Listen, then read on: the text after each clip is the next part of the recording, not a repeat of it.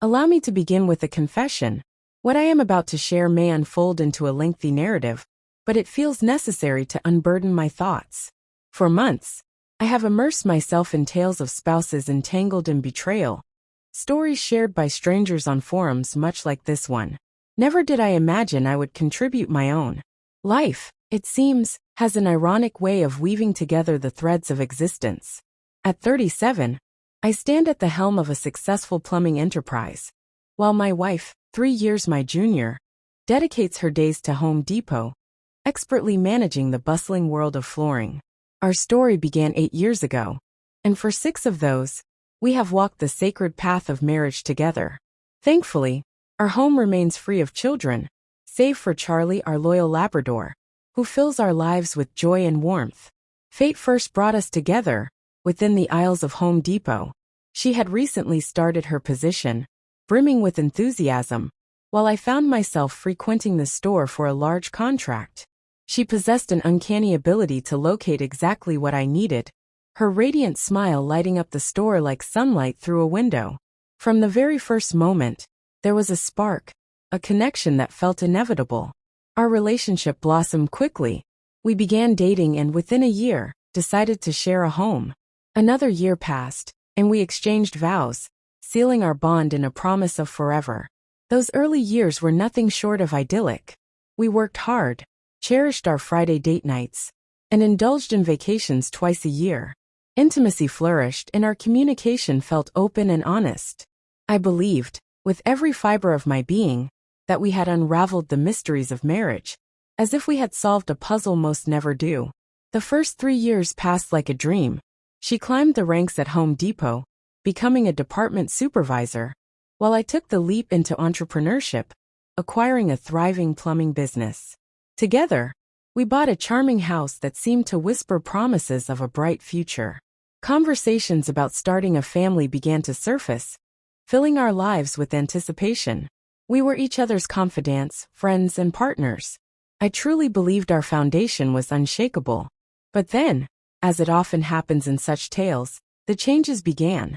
Subtle at first, almost imperceptible. Isn't that how betrayal often reveals itself? Through a series of quiet shifts that catch your eye, but are easy to dismiss under the comforting veil of trust. Her routine, once steadfast, began to change. She volunteered for late shifts, citing the need to help with inventory, and eventually started working weekends as well. I didn't question it. On the contrary, I encouraged her, believing she was striving to further her career. How naive I was. Then came the change in her relationship with her phone. It became an inseparable companion, accompanying her everywhere. The bathroom, the laundry room, even on short trips to the kitchen. It was always placed face down, as if guarding its secrets. The password, once a cherished memory of our first date, was suddenly changed. When I asked about it, she brushed it off, claiming the phone had glitched and reset itself. She began paying more attention to her appearance, buying new clothes, experimenting with makeup, and taking frequent trips to the gym. I was supportive, even buying her new workout gear to encourage her. But something felt off. Clarity began to dawn when I noticed that her gym bag didn't seem to contain workout gear at all. The real revelation came when I examined our phone bill. As the one who manages our household finances, I am meticulous about details. While reviewing our bill, I noticed a pattern: frequent calls and messages to 2 unfamiliar numbers. These interactions spiked during her work hours and late at night. The frequency and duration of these calls, often during her lunch breaks, sent a chill down my spine. Her lunches, which she claimed to spend alone in the break room to save money, suddenly became longer. Credit card statements revealed charges from restaurants 30 to 40 minutes away from her workplace, and even hotel expenses, cleverly disguised as training sessions. The final blow came one evening, while she was supposedly at work, immersed in inventory tasks. I remembered we shared passwords for certain accounts, and decided to log into her email. What I found confirmed my worst fears. I could still vividly recall the images that flashed before my eyes. The damning emails exchanged between her and 2 men. One of them, a flooring vendor, whom we'll call Dave, and the other, a regional manager, let's name him Michael. As I read through the words they'd exchanged, a storm of unease stirred within me, leaving me feeling physically ill.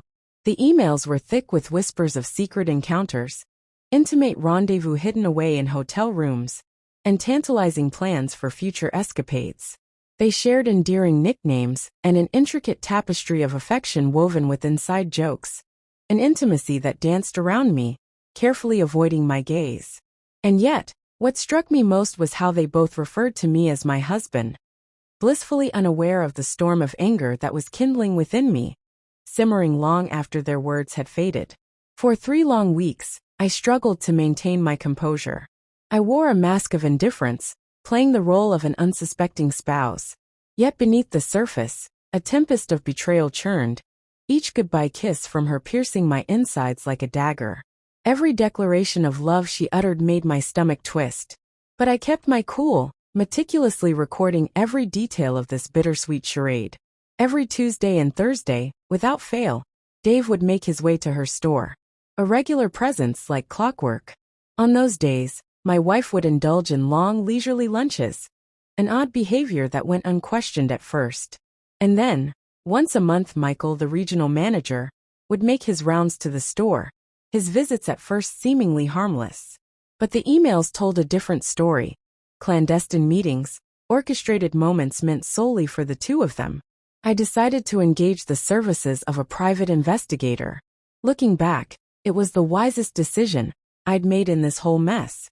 With each passing day, I received a fresh batch of photographs, capturing their secret encounters, hotel rendezvous, and every stolen moment in between. It became undeniable. My wife had been spinning an intricate web of deception, ensnaring both men in a game that they were blind to.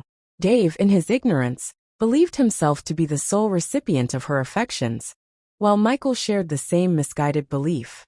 Both men tragically were married themselves, bound by vows they were as likely to break as she was. But the discovery of the lingerie receipts, hidden within her car, was the final blow, the moment when all illusion of trust crumbled to dust. Victoria's Secret, a luxury we could never indulge in at home, and yet there it was, beautifully displayed, a stark contrast to the humble Target basics she wore when at home. The impact of that revelation was profound. It tore at me in a way I can't even fully describe. It wasn't just the extravagance, it was the fact that I'd never seen any of it. I won't pretend that I'm proud of my methods, but there is a strange solace in the truth, no matter how painful. And the truth is that we all shatter at times. I had intended to keep my composure, to let the lawyers take the reins and navigate the bitter waters of divorce. But then, as I sorted through laundry one afternoon, I found a burner phone nestled in her gym bag. Its screen flickered to life, revealing a cascade of hundreds of messages, each one a whisper of hidden secrets, waiting to be uncovered. With the images of both men burned into my mind, I couldn't escape the haunting videos that replayed in my thoughts over and over. My wife, with whom I had shared 6 years of my life, had reached out to 2 other married men. It felt as though the very fabric of reality had been torn asunder, and I was left to pick up the shredded pieces. Throughout the long, silent hours of the night, I immersed myself in a whirlwind of paper and ink, each document a fragment of my existence.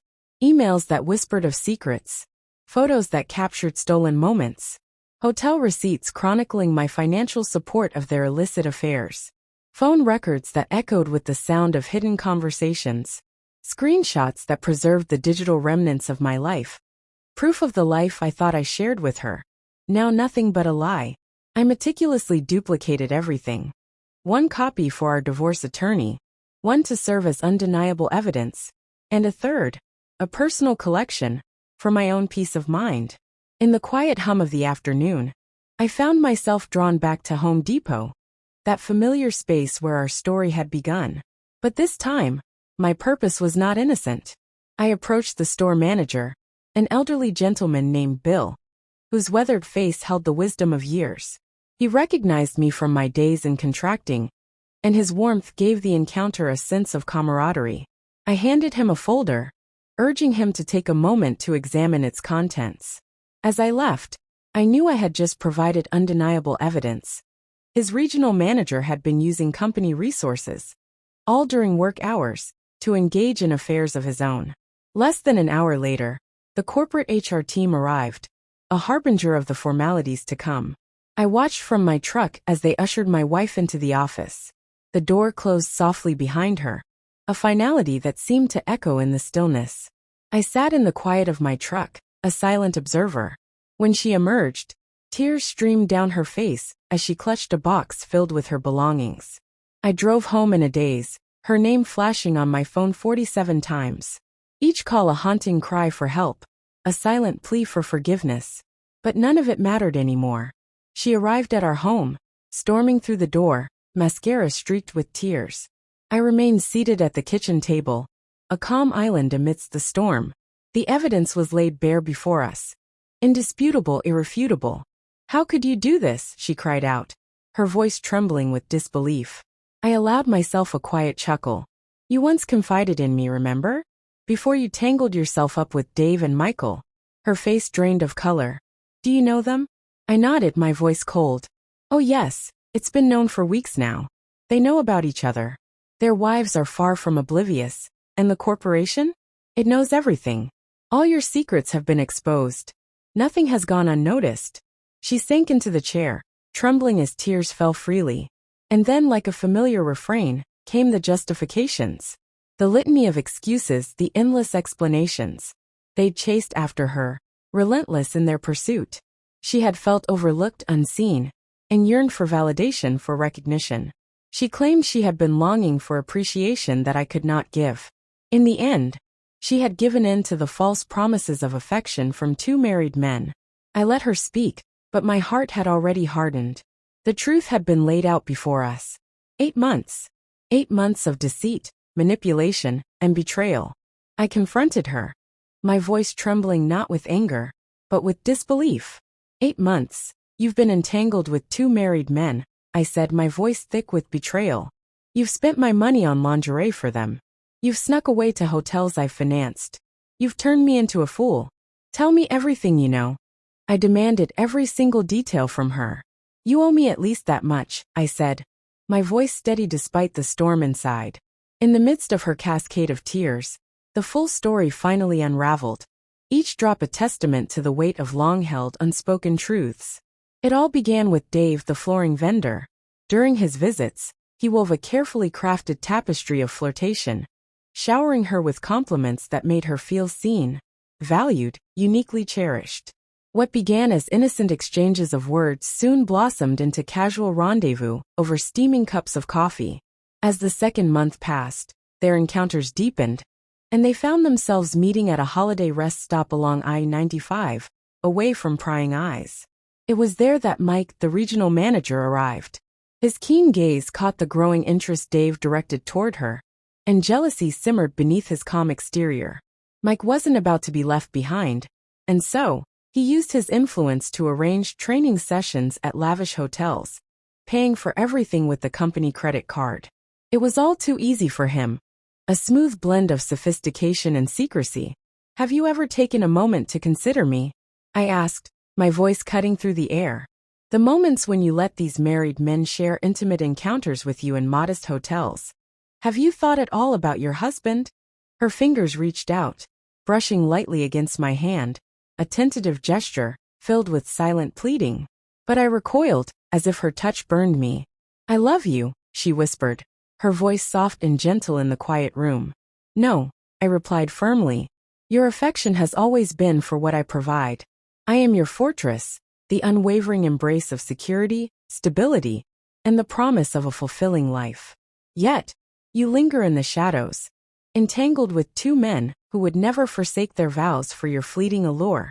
The dissolution of their lives, Dave and Mike, was swift, but it came with the force of a storm. She remained silent, offering no resistance to the unfolding events.